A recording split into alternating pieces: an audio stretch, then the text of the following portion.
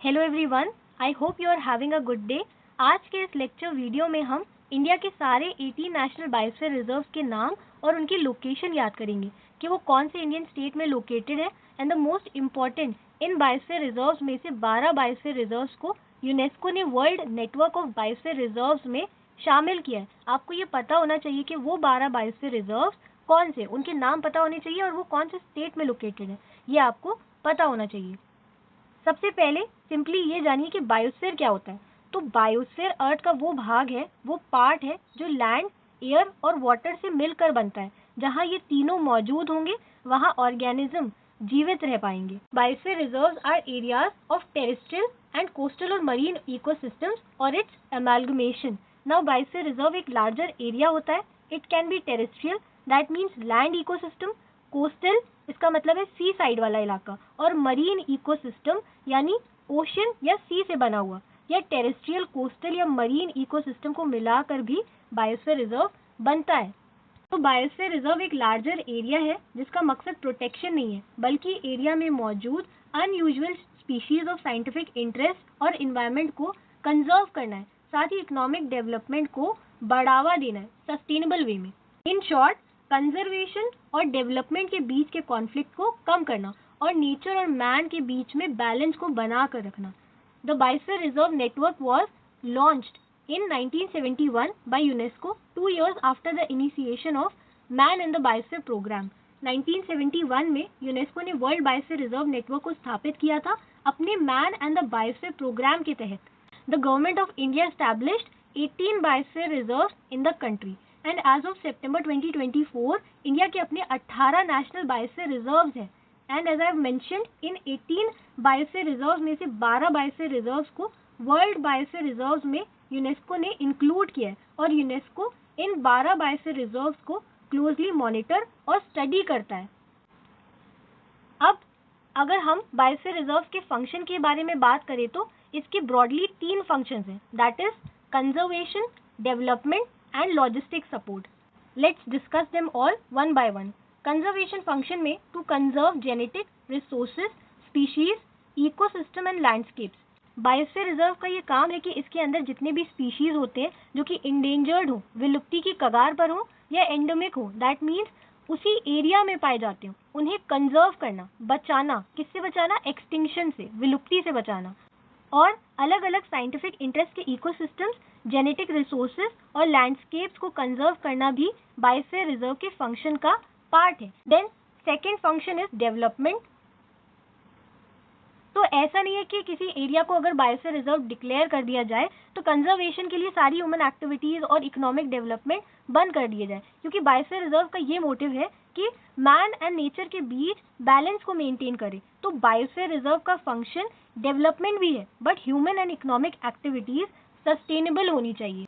और government authorities biosphere reserves को ऐसे एडमिनिस्टर करती है कि वहाँ जो भी ट्राइब्स और लोग मौजूद होते हैं वो economic activities like farming, grazing, fishing, hunting वगैरह सब करते हैं। और गवर्नमेंट ये भी इंश्योर करती है कि बायोस्फीयर रिजर्व में ऐसी कोई बड़ी इकोनॉमिक डेवलपमेंट ना हो जिससे वहाँ के ट्राइब्स के कल्चर और स्पीशीज को नेगेटिव इम्पैक्ट बढ़े। बायोस्फीयर रिजर्व में डेवलपमेंट स्लो होता है और सस्टेनेबल होता है। थर्ड फंक्शन क्या है इसका? थर्ड फंक्शन है logistic support, to provide support for research and analysing the issue of conservation and sustainable development.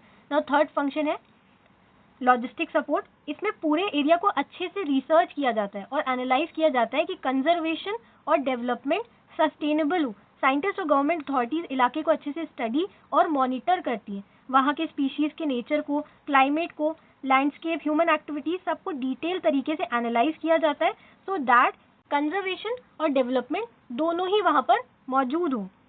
So these were the 3 functions of biosphere reserves.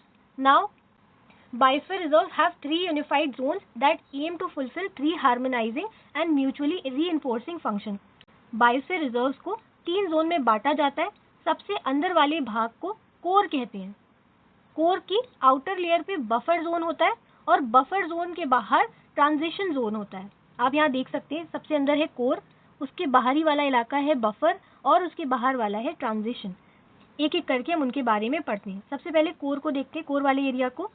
It involves an entirely secured and protected ecosystem that contributes to the preservation of landscapes, ecosystems, species and genetic variation.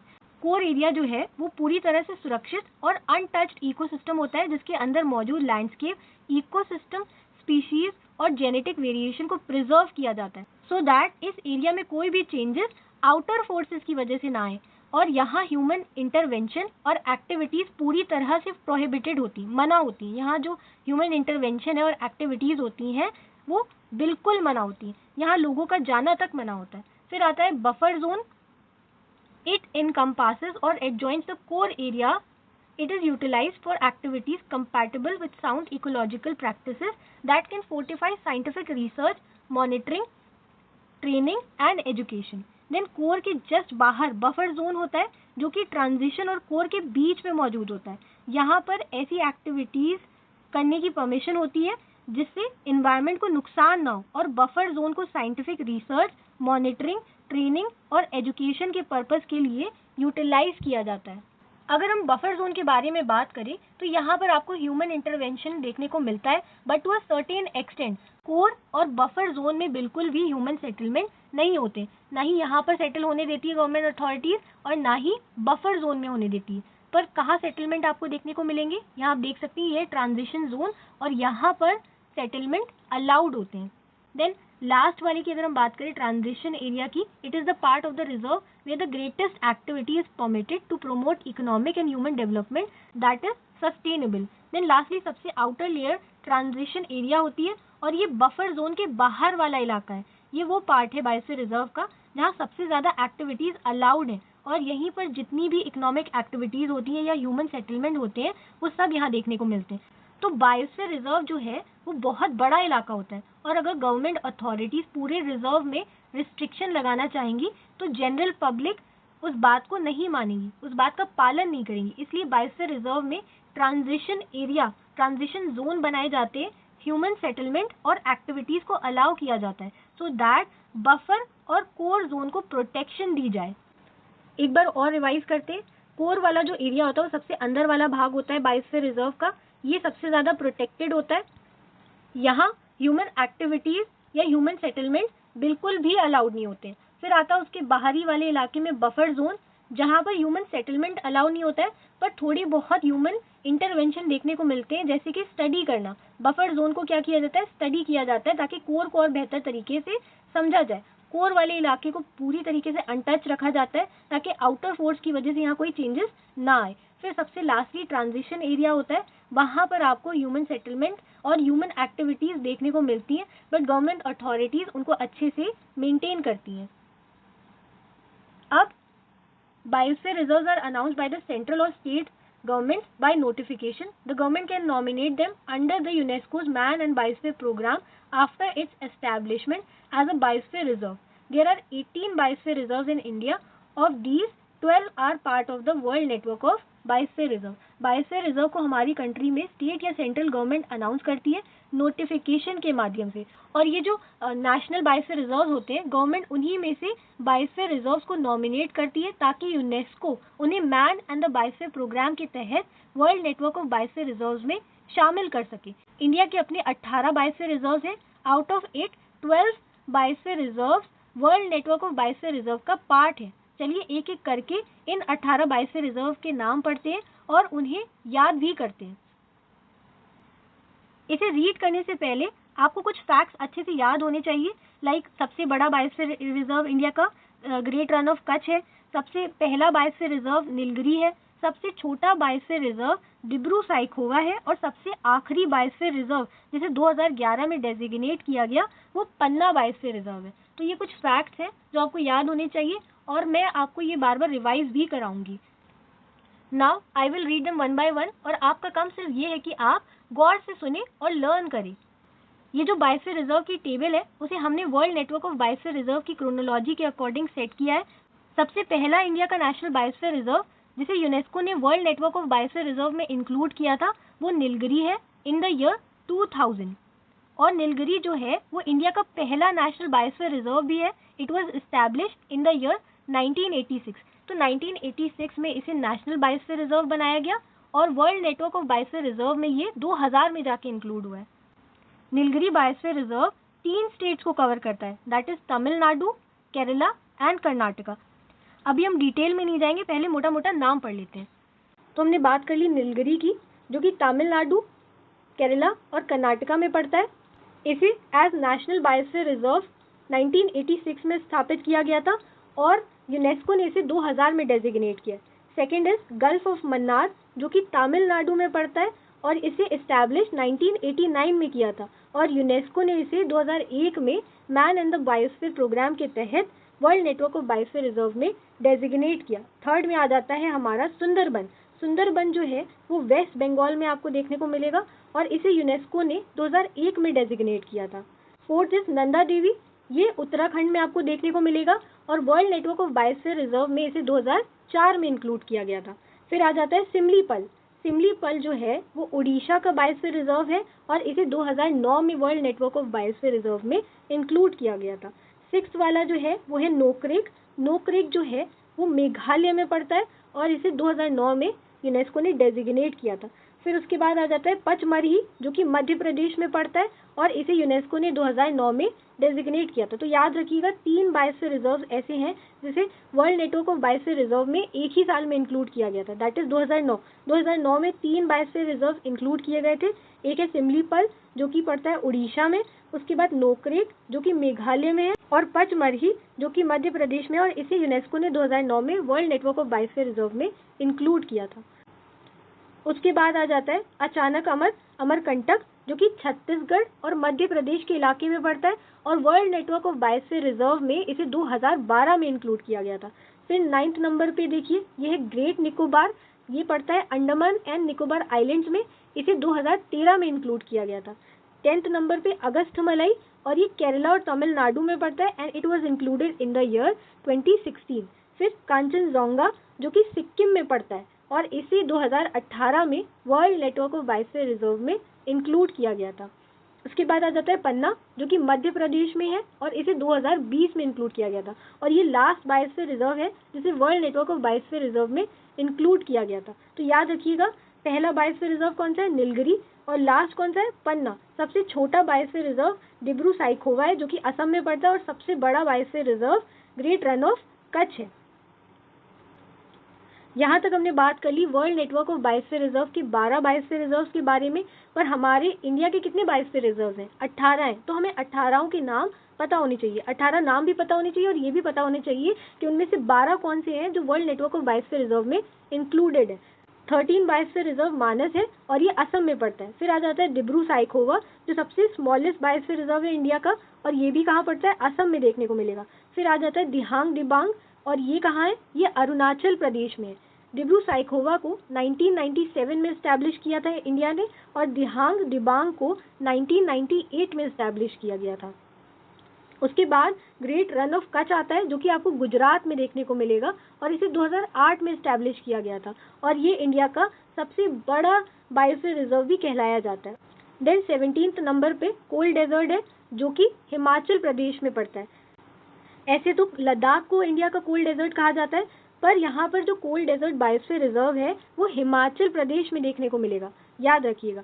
Lastly Seshachalam जो कि आंध्र प्रदेश में देखने को मिलेगा और इसे 2010 में establish किया गया था। ये 18 नाम आपको अच्छे से याद होने चाहिए। सबसे पहला क्या है, नीलगिरी, फिर Gulf of Mannar, Sundarban, Nanda Devi, Similipal, Nokrek, Pachmarhi, Achanak Amarkantak, Great Nicobar, Agasthyamalai, Kanchenjunga, Panna, Manas, Dibru Saikhowa, Dihang Dibang, Great Rann of Kutch, cold desert और शेषचलम। नाउ एक एक करके इन सारे 18 बायोस्फीयर रिजर्व को हम डिटेल में पढ़ेंगे। सबसे पहले नीलगिरी बायोस्फीयर रिजर्व जो कि वर्ल्ड नेचुरल हेरिटेज साइट भी है और यूनेस्को ने 2000 में इसे बायोस्फीयर रिजर्व डेजिग्नेट किया था। ये जो नीलगिरी बायोस्फीयर रिजर्व है इंडिया का पहला बायोस्फीयर रिजर्व भी है, साथ ही ये 3 स्टेट्स में पड़ता है, दैट इज तमिलनाडु, केरला और कर्नाटका। इसमें कुछ प्रोटेक्टेड एरियाज आते हैं इसके अंदर। एज आई टोल्ड यू कि बायोस्फीयर रिजर्व जो है वो एक लार्जर एरिया है और उसके अंदर ही national parks, wildlife sanctuary, elephant reserve और टाइगर रिजर्व जैसे प्रोटेक्टेड एरियाज आते हैं। वैसे ही नीलगिरी बायोस्फीयर रिजर्व में कुछ प्रोटेक्टेड एरियाज हैं जिनके नाम आपको याद होने चाहिए। सबसे पहले Mudumalai wildlife sanctuary, Wayanad wildlife sanctuary, Bandipur national park, Nagarhole national park, Mukurthi national park and Silent Valley. ये सब क्या है, प्रोटेक्टेड एरियाज हैं जो कि इस बायोस्फीयर रिजर्व के अंदर ही पड़ते हैं। अब अगर हम बात करें कि किसी बायोस्फीयर रिजर्व में कितना फ्लोरा और फौना मौजूद है, तो एग्जाम के पर्सपेक्टिव से आपको सब कुछ पता नहीं होना चाहिए, बस इतना पता होना चाहिए कि उस पर्टिकुलर बायोस्फीयर रिजर्व में अगर कोई एंडेमिक या इंडेंजर्ड स्पीशीज मौजूद है तो you should know about them. जैसे कि फौना किसे कहते हैं, फौना कहते हैं एनिमल्स को। तो कौन से एनिमल्स पाए जाते हैं नीलगिरी बायोस्फीयर रिजर्व में? सबसे पहले नीलगिरी टहल, नीलगिरी लंगूर और लायन टेल्ड मकाक, ये तीनों ये एनिमल्स इस नीलगिरी बायोस्फीयर रिजर्व में पाए जाते हैं। एंड एग्जाम के पर्सपेक्टिव से ये भी इंपॉर्टेंट होता है कि अगर उस इलाके से, उस बायोस्फीयर रिजर्व से कौन सी रिवर बह रही है, तो इससे भी रिलेटेड क्वेश्चंस बन के आते हैं। तो आपको याद होना चाहिए कि नीलगिरी बायोस्फीयर रिजर्व से कुछ रिवर्स होकर गुजरती हैं, क्योंकि देखिए ये 3 स्टेट्स में मौजूद है। नीलगिरी बायोस्फीयर रिजर्व जो है वो बहुत लार्जर एरिया को कवर कर रहा है, तो आपको पता होना चाहिए कि उसमें से कौन कौन सी रिवर्स बहती हैं। तो इसमें से ज़्यादातर जो है कावेरी नदी की ट्रिब्यूटरीज बहती हैं, दैट इज़ भवानी, मोयर और काबिनी। और 2 और रिवर्स हैं जो इस नीलगिरी बायोस्फीयर रिजर्व से होकर गुजरती हैं, दैट इज़ पूनम पूजा और चलियार। तो यहाँ से कितनी रिवर्स आपको बहती हुई दिखेंगी? Bhavani, Moyar, Kabini, that is tributaries of Kaveri river, then Punnapuzha और चलियार। ये रिवर्स के नाम आपको याद होने चाहिए। साथ ही यहाँ पर जो एनिमल्स मौजूद हैं जो इसी एरिया में पाए जाते हो या इंडेंजर्ड हो, विलुप्ति की कगार में हो और यहाँ पर मौजूद हो, उनके बारे में आपको पता होना चाहिए। नाउ सेकेंड है गल्फ ऑफ मन्नार, जिसे नेशनल बायोस्फीयर रिजर्व 1989 में इस्टेब्लिश किया गया था, और ये साउथ का और साउथ ईस्ट एशिया का पहला मरीन बायोस्फीयर रिजर्व है। ये जो है तमिलनाडु में लोकेटेड है, जो कि Indian part of gulf of Mannar है। यहाँ पर देखिए तमिलनाडु के इस वाले एरिया में गल्फ ऑफ मन्नार है, और इसका थोड़ा सा पार्ट श्रीलंका के साइड में भी मौजूद है। बट हम यहाँ पर कौन सा बायोस्फीयर रिजर्व को डिस्कस करें? हम यहाँ पर इंडिया के 18 नेशनल बायोस्फीयर रिजर्व को डिस्कस करें तो हम Indian part of gulf of Mannar की बात करें, जो कि तमिलनाडु में लोकेटेड है। The gulf of Mannar is a Coromandel coast region. ये क्या है? कोरोमंडल कोस्ट रीजन का पार्ट है। It's part of the Laccadive sea and is about 125 miles wide and 100 miles long. ये जो है लैकाडाइस सी का पार्ट है। The estuaries of Thamirabarani river and Vayappar river of South India and the Malvathu Oya, that is Malvathu river of Sri Lanka, drain into the Gulf. ये जो gulf of Mannar है उसमें 2 estuaries है south India की और एक river है जो यहाँ पर ड्रेन करती है। सबसे पहले आप ये समझिए कि एस्चुरी क्या होता है। तो जब रिवर बहकर आती है तो वो ओशन से आकर मिलती है, ओशन से आके मिलती है, जो उसका मीटिंग पॉइंट होता है जहाँ वो मिलती है, वहाँ पर क्या होता है, रिवर का फ्रेश वाटर और ओशन का सलाइन वाटर मिक्स होता है एक दूसरे से, और यहीं पर बनती है एस्चुरी। यहीं पर फॉर्मेशन होती है एस्चुरी की। और साउथ की 2 एस्चुरीज है जो गल्फ ऑफ मन्नार में ड्रेन होती हैं, दैट इज थामिराबरानी रिवर और वयप्पार रिवर ऑफ साउथ इंडिया। और एक रिवर जो है श्रीलंका की भी है जो गल्फ ऑफ मन्नार में ड्रेन करती है।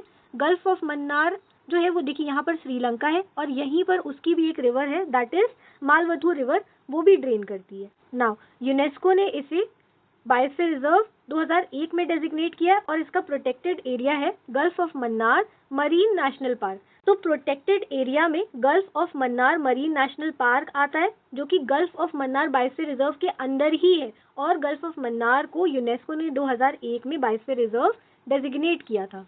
नाउ गल्फ ऑफ मन्नार में कुछ एनिमल्स आपको देखने को मिलेंगे, जैसे कि ग्रीन सी टर्टल, सी क्यूकम्बर और सी काउ। तो आपको पता होना चाहिए कुछ पेक्यूलियर चीज़ें जो आपको याद रखनी है एग्जाम के पर्सपेक्टिव से। तीसरे नंबर पे अगर अब हम बात करें तो आता है ग्रेट निकोबार बायोस्फीयर रिजर्व, जिसे नेशनल बायोस्फीयर रिजर्व 1989 में डेजिग्नेट किया गया था। और the great Nicobar biosphere reserve एक लार्ज एरिया है इन the Indian union territory of Andaman and Nicobar islands. तो अंडमान और निकोबार आइलैंड्स जो है वो आइलैंड्स के क्या है, समूह है, और इसमें से एक आइलैंड जिसका नाम है ग्रेट निकोबार, उसमें ये बायोस्फीयर रिजर्व एग्जिस्ट करता है। और अपनी रिच बायोडाइवर्सिटी के लिए ये जो यूनियन टेरिटरी अंडमान और निकोबार आइलैंड अच्छे से जाने जाते हैं। Great Nicobar is the southern most island of the Nicobar island archipelago. और ये जो ग्रेट निकोबार है उनके आइलैंड के समूह का सबसे सदर्न मोस्ट आइलैंड है। The great Nicobar biosphere reserve encompasses a large part 85% of the island of great Nicobar. तो ये ग्रेट निकोबार आइलैंड है और उसके 85% के एरिया में आपको नेशनल बायोस्फीयर रिजर्व देखने को मिलेगा। कौन सा? Great Nicobar biosphere reserve. In the year 2013, it was included in the list of Man and the Biosphere Program of UNESCO.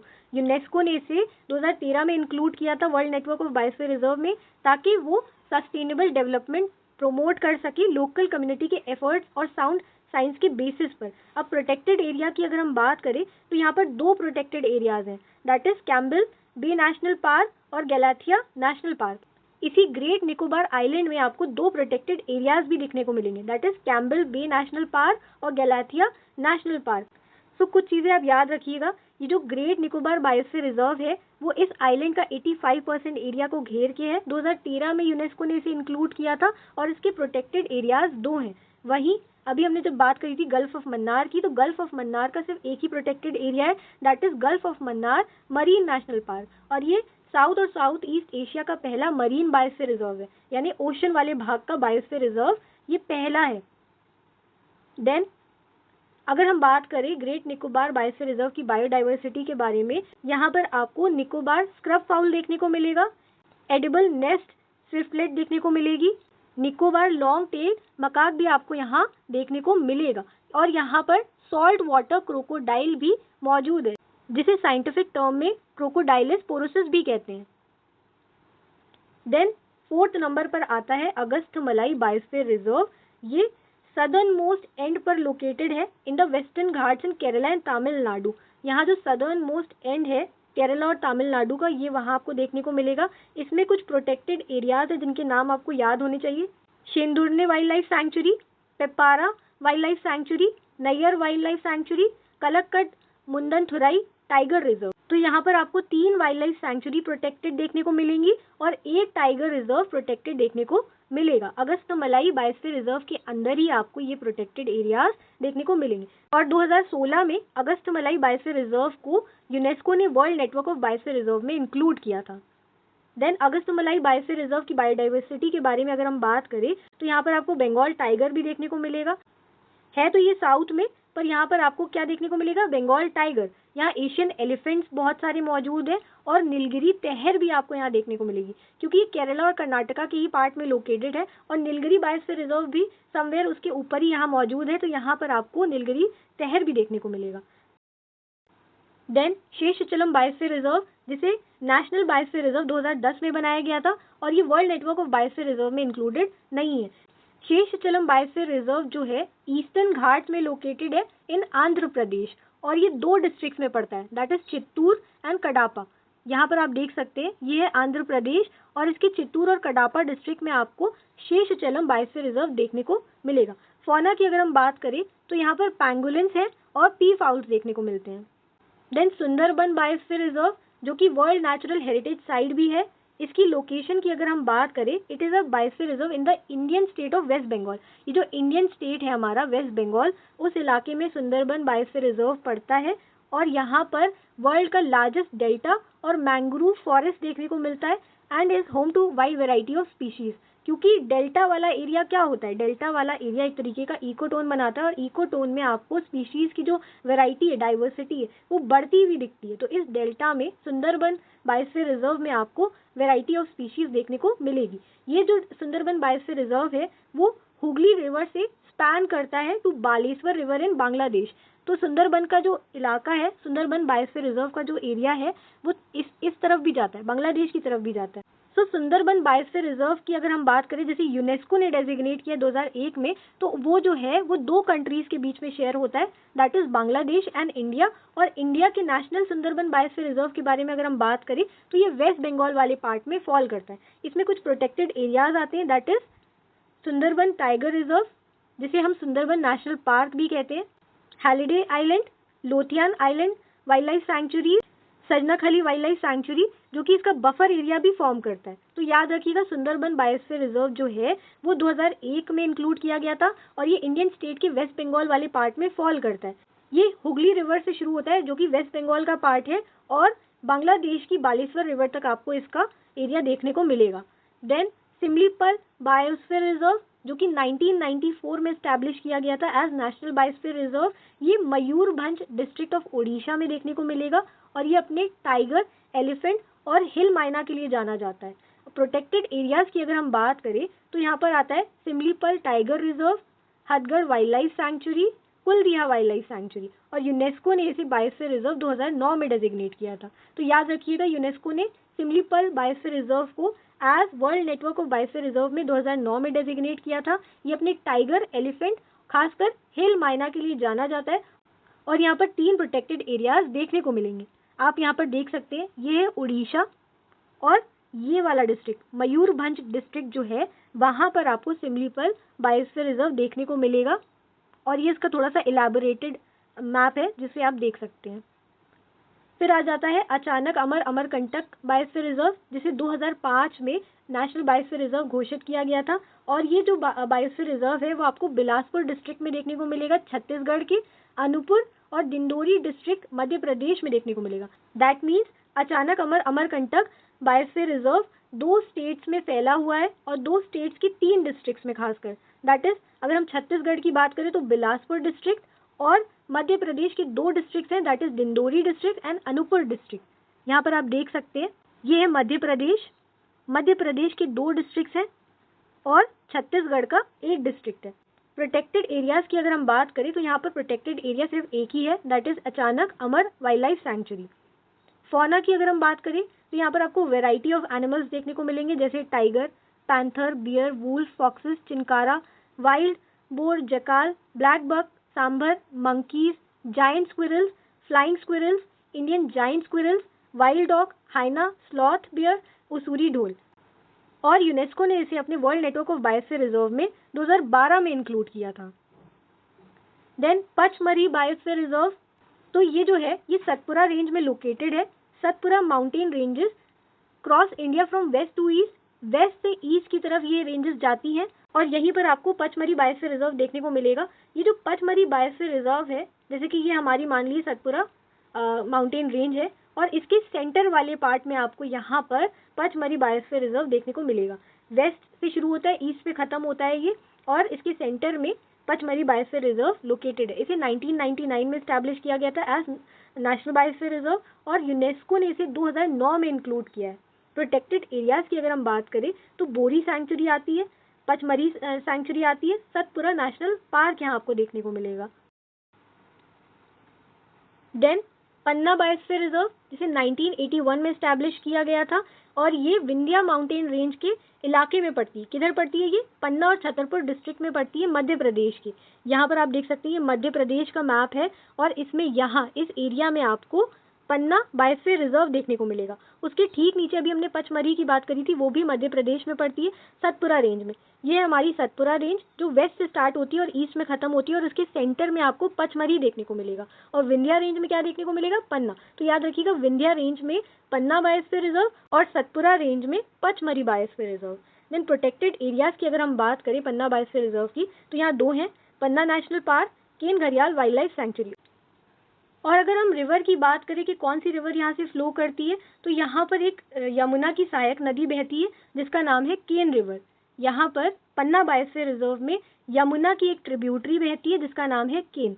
और पन्ना बायोस्फीयर रिजर्व जो है वो अब तक का इंडिया का लास्ट बायोस्फीयर रिजर्व है जिसे यूनेस्को ने world network of biosphere reserve में इंक्लूड किया है एज ऑफ सितंबर 2024। देन पन्ना बायोस्फीयर रिजर्व की बायोडाइवर्सिटी की बात करें तो यहाँ पर आपको फौना में, एनिमल में चीतल देखने को मिलेगा, चिंकारा देखने को मिलेगा, इंडियन लिपर्ड देखने को मिलेगा और बंगाल टाइगर भी यहाँ पर आपको देखने को मिलेगा। Then great Rann of Kutch biosphere reserve, जिसे 2008 में नेशनल बायोस्फीयर रिजर्व बनाया गया था और ये यूनेस्को के world network of biosphere reserve का पार्ट नहीं है, याद रखिएगा। और ये इंडिया का लार्जेस्ट बायोस्फीयर रिजर्व है। तो ये एक आयरनी हो गई, एक तरीके की ये आयरनी हो गई। एक तो ये लार्जेस्ट बायोस्फीयर रिजर्व है इंडिया का, but still it is not included in the UNESCO's programme of world network of biosphere reserve.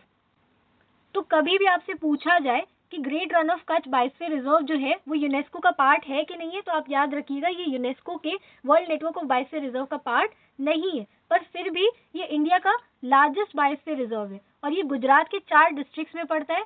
कुछ डिस्ट्रिक्ट मोरबी, सुरेंद्र नगर और पतन डिस्ट्रिक्ट फौना की अगर हम बात करें तो यहाँ पर आपको इंडियन फ्लेमिंगो देखने को मिलेगी और इंडियन वाइल्ड एस देखने को मिलेगा। Then cold desert biosphere reserve, जिसे 2009 में नेशनल बायोस्फीयर रिजर्व का ओहदा मिला था, और ये कहाँ पड़ता है? ये वेस्ट हिमालय से स्ट्रेच करता है, लद्दाख से शुरू होता है किन्नौर तक। किन्नौर जो है हिमाचल प्रदेश में मौजूद है। बेसिकली ये जो कोल्ड डेजर्ट बायोस्फीयर रिजर्व है वो हिमाचल प्रदेश में लोकेटेड है, जबकि इंडिया में कोल्ड डेजर्ट हम किसे कहते हैं? लद्दाख को कहते हैं। तो इससे आप याद रखिएगा कोल्ड डेजर्ट जो है लद्दाख में पड़ता है, पर हिमाचल प्रदेश के पास कोल्ड डेजर्ट बायोस्फीयर रिजर्व मौजूद है। प्रोटेक्टेड एरियाज की अगर हम बात करें तो यहाँ पर चंद्रताल वाइल्ड लाइफ सैंक्चुरी है, किब्बर वाइल्ड लाइफ सैंक्चुरी है, pin valley national park, Sarchu wild life sanctuary है। और यहाँ फौना की अगर हम बात करें तो स्नो लेपर्ड आपको देखने को मिलेगा। ये हमारा हिमाचल प्रदेश और यहीं पर कोल्ड डेजर्ट मौजूद है। Then Nanda Devi biosphere reserve, जिसे 1988 में नेशनल बायोस्फीयर रिजर्व घोषित किया गया था। It is situated around the peak of Nanda Devi in Chamoli Gaharwal district of Uttarakhand. ये उत्तराखंड में पड़ता है और कौन से स्पेसिफिकली कौन से डिस्ट्रिक्ट में? तो चमोली गहरवाल डिस्ट्रिक्ट में। ऋषि गंगा जो है वो इस रिजर्व से होकर बहती है। और प्रोटेक्टेड एरियाज की बात करें तो Nanda Devi national park, valley of flower national park इस एरिया में, इस बायोस्फीयर रिजर्व में लोकेटेड है और यूनेस्को की बायोस्फीयर रिजर्व में ये इंक्लूडेड है सिंस 2004। तो याद रखिएगा नंदा देवी बायोस्फीयर रिजर्व जो है 2004 में डेजिग्नेट किया गया था as world biosphere reserve by the UNESCO. Then Nanda Devi biosphere reserve की बायोडाइवर्सिटी की बात करें तो यहाँ पर आपको कुछ इंडेंजर्ड मैमल स्पीशीज देखने को मिलेंगी, जैसे Asiatic black bear, snow leopard, brown bear and blue sheep. Black bear, snow leopard, brown bear and blue sheep, जिसे हम भराल भी कहते हैं। फिर आ जाते हैं कंचनजंगा बायोस्फीयर रिजर्व के बारे में बात करते हैं, जिसे नेशनल बायोस्फीयर रिजर्व 1977 में एस्टैब्लिश किया गया था और ये सिक्किम में लोकेटेड है। सिक्किम में लोकेटेड है और यूनेस्को ने 2016 में इसे वर्ल्ड हेरिटेज साइट में इंक्लूड किया था और ये इंडिया की पहली मिक्स्ड हेरिटेज साइट है। The site is also one of the world 34 biodiversity hotspot और ये वर्ल्ड की 34 बायोडाइवर्सिटी हॉटस्पॉट में से एक है और इसे यूनेस्को ने बायोस्फीयर रिजर्व 2018 में घोषित किया था। देन कंचनजंगा बायोस्फीयर रिजर्व की बायोडाइवर्सिटी की बात करें तो यहाँ पर विवरेट्स देखने को मिलते हैं, रेड पांडा, स्लॉथ बियर और हिमालयन तहर यहाँ पर देखने को मिलती है। देन मानस बायोस्फीयर रिजर्व, जिसे 1989 में नेशनल बायोस्फीयर रिजर्व एस्टैब्लिश किया गया था, ये UNESCO natural world heritage site भी है और असम में लोकेटेड है। यहाँ पर प्रोटेक्टेड एरियाज की अगर हम बात करें तो आता है यहाँ पर national park, a project tiger reserve and elephant reserve और ये एक बायोस्फीयर रिजर्व भी है। और इसमें से कौन सी रिवर फ्लो करती है तो याद रखिएगा मानस बेकी रिवर है जो इस रिजर्व से होकर गुजरती है। दिस इज असम एंड यहाँ पर आपको देखने को मिलेगा मानस बायोस्फीयर रिजर्व। और मानस बायोस्फीयर रिजर्व जो है वो UNESCO natural world heritage site तो है but world network of biosphere reserve में इंक्लूडेड नहीं है। देन मानस बायोस्फीयर रिजर्व की बायोडाइवर्सिटी के बारे में अगर हम बात करें तो यहाँ पर आपको असम रूफ टर्टल देखने को मिलेगा, हिस्पिड हेयर देखने को मिलेगा, गोल्डन लंगूर और पाइगमी हॉग, यहाँ पर आपको ये फौना देखने को मिलेगा। Then Dibru Saikhowa biosphere reserve that was establish as national biosphere reserve in 1997। ये जो है वो डिब्रूगढ़ और तिनसुकिया डिस्ट्रिक्ट में पड़ता है असम के। ये सारी बायोस्फीयर रिजर्व में से सबसे छोटा बायोस्फीयर रिजर्व है। इसके नॉर्थ वाले एरिया में ब्रह्मपुत्र और लोहित रिवर है और साउथ वाले एरिया में डिब्रू रिवर बहती है। लार्जेस्ट सैलिक स्वार्म forest in the eastern India with a tropical monsoon climate. यहाँ का क्लाइमेट कैसा होता है? डिब्रू साइखोवा बायोस्फीयर रिजर्व के आसपास का जो क्लाइमेट है वो ट्रॉपिकल मॉनसून क्लाइमेट है। यहाँ का मौसम कैसा होता है? बहुत गर्म होता है समर में और वेट रहता है, यहाँ बारिश बहुत होती है और विंटर्स जो होते हैं, सर्दियाँ जो होती हैं वो बहुत ड्राई होती है और ठंडी होती हैं। Then Dibru Saikhowa biosphere reserve की बायोडाइवर्सिटी की बात करें तो यहाँ पर व्हाइट विंग्ड वुड डक देखने को मिलती है, कैप्ड लंगूर देखने को मिलता है, वाटर बफेलो देखने को मिलती है, ब्लैक ब्रेस्टेड पैरेट बिल देखने को मिलती है। नाउ नोक्रेक बायोस्फीयर रिजर्व जो है 1988 में एस्टैब्लिश किया गया था। इसे यूनेस्को ने बायोस्फीयर रिजर्व की लिस्ट में 2009 में ऐड किया था और ये जो नोक्रेक बायोस्फीयर रिजर्व है वो मेघालय में पड़ता है। The entire area is mountainous and Nokrek is the highest peak of the Garo hills. Garo hills की सबसे हाईएस्ट चोटी नोक्रेक है और ये पूरा जो इलाका है नोक्रेक बायोस्फीयर रिजर्व का वो पहाड़ी इलाका है। और ये जो नोकरेक माउंटेन है वो लगभग 1412 मीटर्स हाई है। रिवर्स की बात करें कि यहाँ से कौन सी रिवर फ्लो करती है, तो यहाँ पर आपको घनोल, दारिंग एंड सिमसांग रिवर फ्लो करती हुई दिखेगी और 90% of the reserve is covered by evergreen forest. ये जो नोकरेक बायोस्फीयर रिजर्व है उसका 90% एरिया एवरग्रीन फॉरेस्ट से घिरा हुआ है। प्रोटेक्टेड एरिया की अगर हम बात करें तो यहाँ पर नोकरेक नेशनल पार्क आपको देखने को मिलेगा। नोकरेक बायोस्फीयर रिजर्व की बायोडाइवर्सिटी के बारे में बात करें तो यहाँ पर पिग टेल मकाक देखने को मिलेगा, हुलॉक गिबन्स देखने को मिलेंगे, एशियन एलिफेंट्स देखने को मिलेंगे और जायंट फ्लाइंग स्क्विरल देखने को मिलेंगी। जायंट फ्लाइंग स्क्विरल क्या है? एक तरीके की स्क्विरल होती है जिसके पर होते हैं। Then lastly Dihang Dibang biosphere reserve, जिसे 1989 में स्टैब्लिश किया गया था। It is located in the district of West Siang, Upper Siang and Dibang valley of Arunachal Pradesh. ये अरुणाचल प्रदेश के 3 डिस्ट्रिक्ट्स में पड़ता है और इसके प्रोटेक्टेड एरियाज 2 हैं, that is Mouling national park and Dibang wildlife sanctuary. और ये one of the world's biodiversity hotspot भी है। यहाँ पर आप देख सकते हैं ये है दिहांग दिबांग। देन दिहांग दिबांग बायोस्फीयर रिजर्व की बायोडाइवर्सिटी के बारे में बात करें तो यहाँ पर आपको मिशमी टाकिन देखने को मिलेगी, मस्क डेयर देखने को मिलेगा, रेड गोरल देखने को मिलेगा एंड गोंगशिन मुंजटैक ये देखने को मिलेगा। सो हमने सारे जितने भी 18 नेशनल बायोस्फीयर रिजर्व्स हैं इंडिया के एज ऑफ सितंबर 2024 सबके बारे में पढ़ लिया है। अब आपका काम ये है कि इसे आप होल हार्टेडली याद करिए। एग्जाम के पर्सपेक्टिव से ये बहुत इंपॉर्टेंट है और ये जरूर याद रखिएगा कि इनमें से जो 12 बायोस्फीयर रिजर्व है वो यूनेस्को ने भी डेजिग्नेट किए हैं under world network of biosphere reserve. Thank you for watching and listening. Please like and subscribe.